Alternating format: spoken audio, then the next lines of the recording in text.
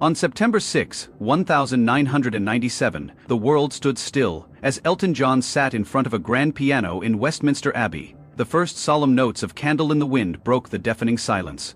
With tear-filled eyes, he sang of Princess Diana's tragically short life.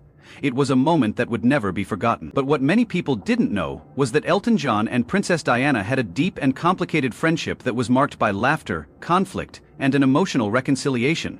For years, Elton kept his feelings about Diana's death mostly to himself, only letting people in on the occasional glimpse. When he finally opened up, the world was shocked. After Diana's death, Elton John finally spoke out about her, and what he said will break your heart. Let's find out how their lives were connected. A royal fascination, Elton John's love for the grandeur and mystery of royalty had been a part of his life long before he became friends with Princess Diana. Monarchy wasn't just an afterthought, it was a part of his music, as heard in songs like Snow Queen and Princess the King Must Die.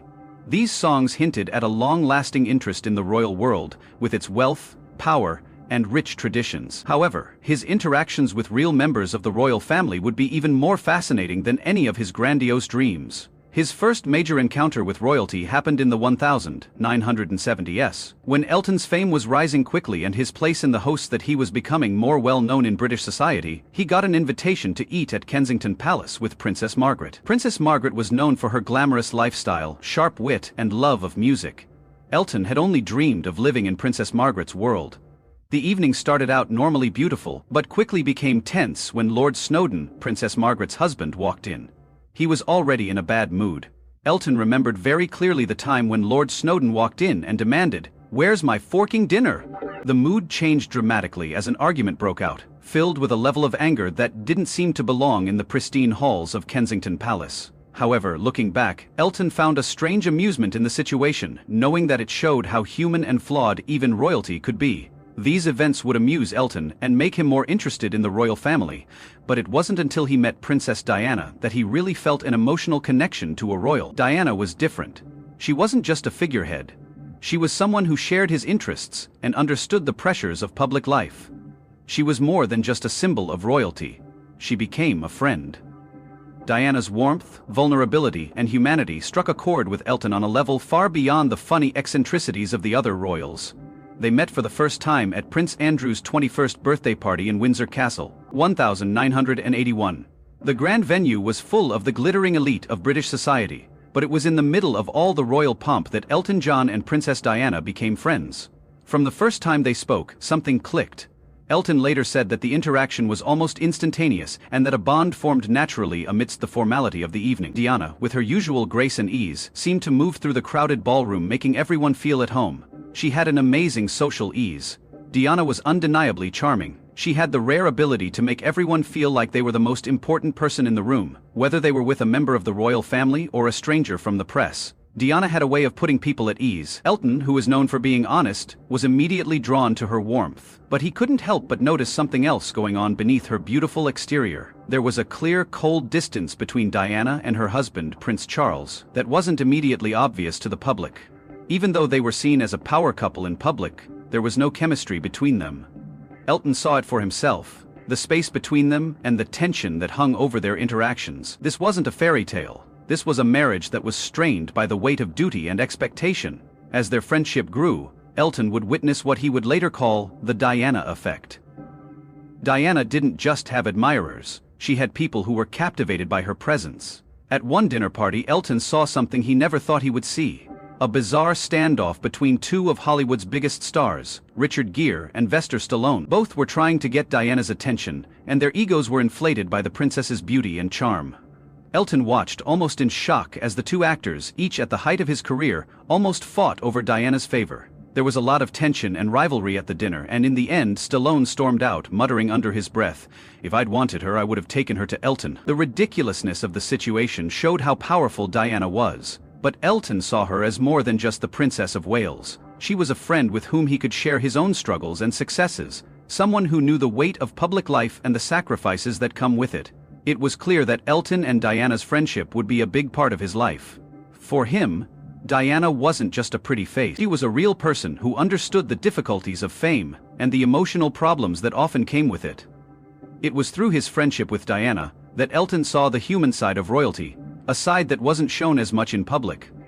But there was so much more to their relationship than that, and Elton hadn't talked about it until after Diana's death. When he finally spoke out about Diana, what he said shocked the world, because it revealed a side of the princess and their relationship that had been kept secret for too long. The rift put their friendship in danger. Even the closest friendships have their problems, and neither of them could have imagined that it would soon test the very foundations of their relationship.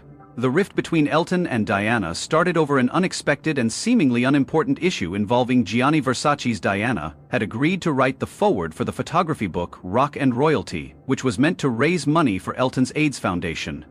Elton was thrilled with her support because the money would go to a cause he cared deeply about.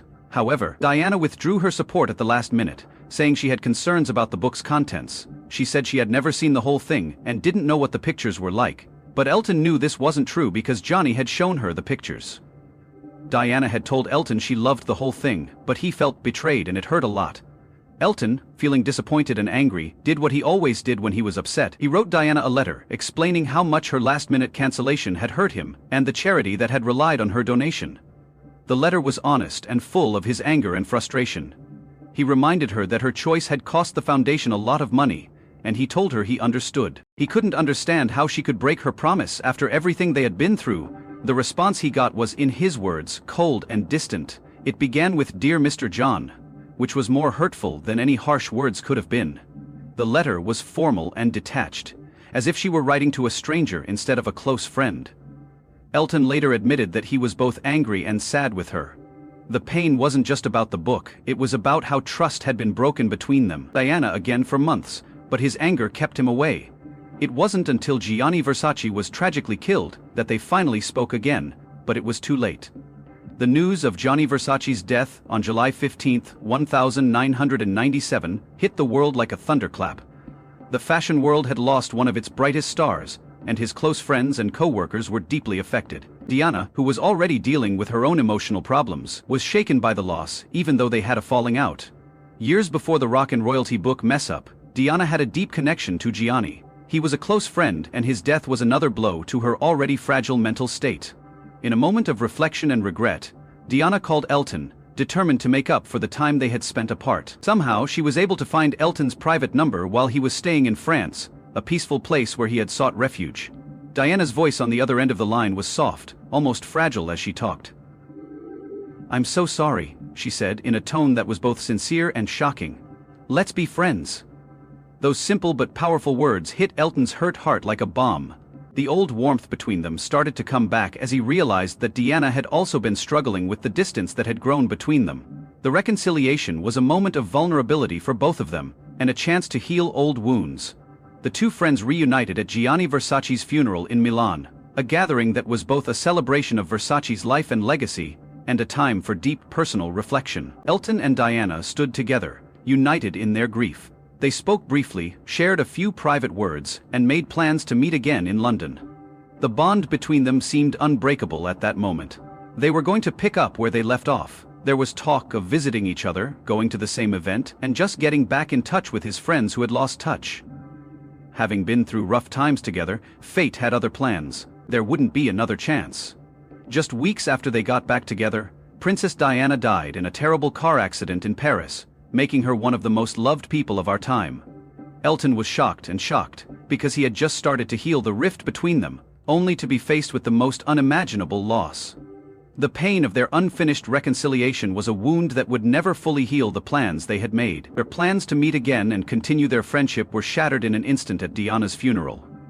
At the ceremony, filled with sadness and respect, Elton John honored his dear friend in the most profound way he knew how, through music. The ceremony was a moment of collective mourning as the nation and the world watched as Elton performed a reworked version of his classic song, Candle in the Wind. The song was originally written for Marilyn Monroe, but Bernie Tone's moving lyrics were added to reflect Diana's life. The first lines of Goodbye England's Rose became a haunting tribute to a woman who had captivated the world with her grace, kindness, and humanity. Elton's performance at Diana's funeral was one of the most emotional and memorable events in modern history. As he sang, "The world was teared," and the song went beyond its musical roots to become a universal symbol of farewell. The world was mourning not just a princess, but a person who had touched hearts across every cultural, political, and personal level. The song went on to become a huge hit. It topped the Billboard Hot 100 for a record-breaking 14 weeks and sold over 20 million copies, making it the best-selling single of all time. It was seen as a fitting tribute to Diana's profound effect on the world. But despite the success and praise, Elton couldn't get rid of the deep conflict he felt inside. It felt like a mistake, he later admitted.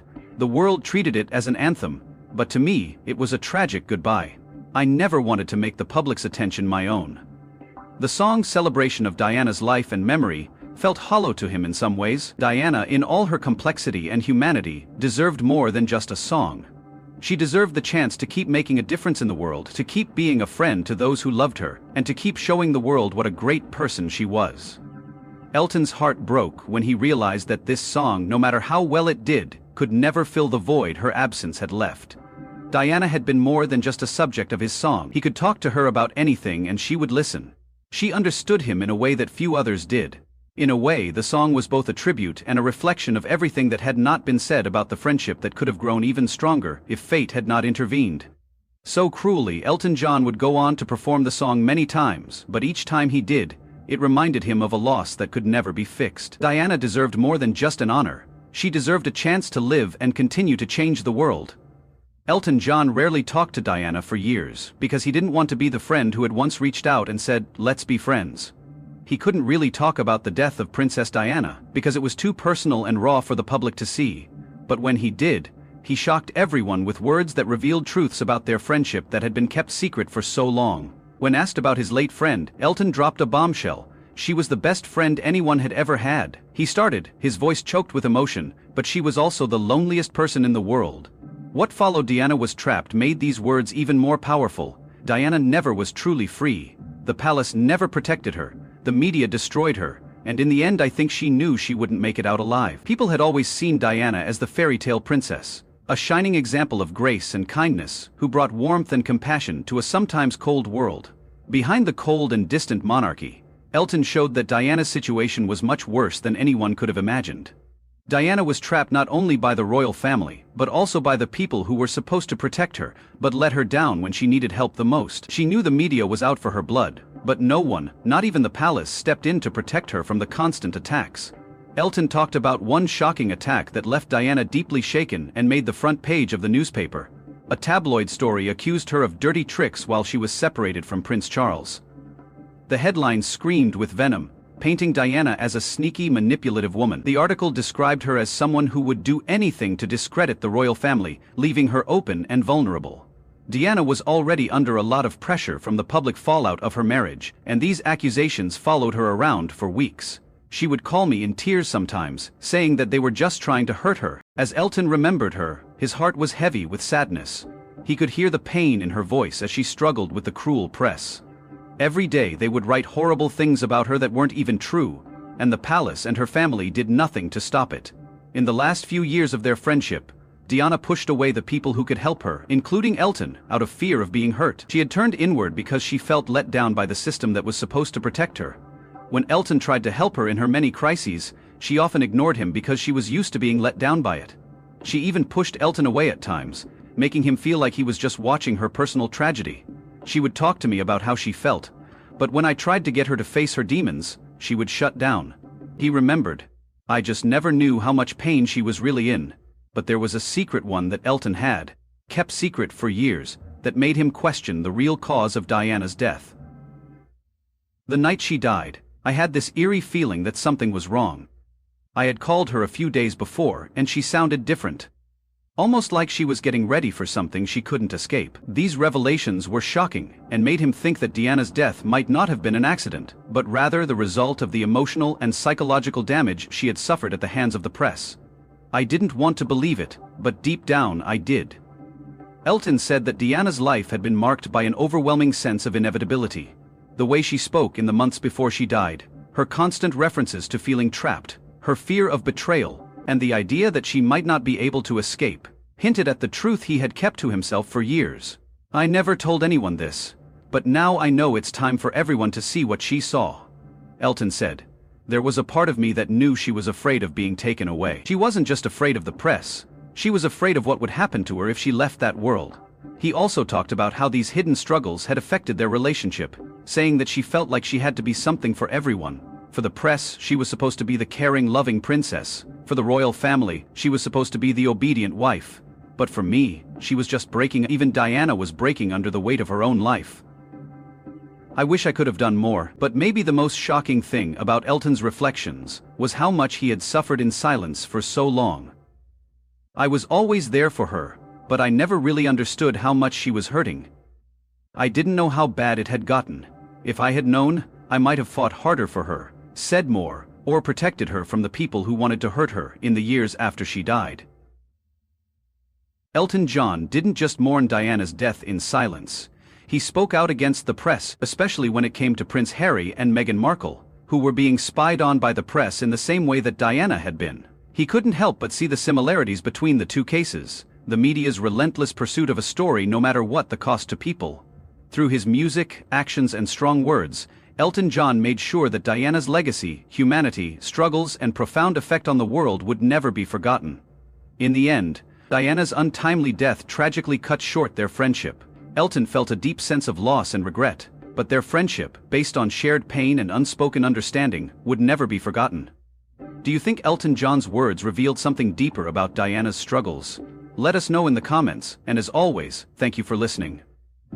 Don't forget to like, subscribe, and stay tuned for more shocking revelations and untold stories.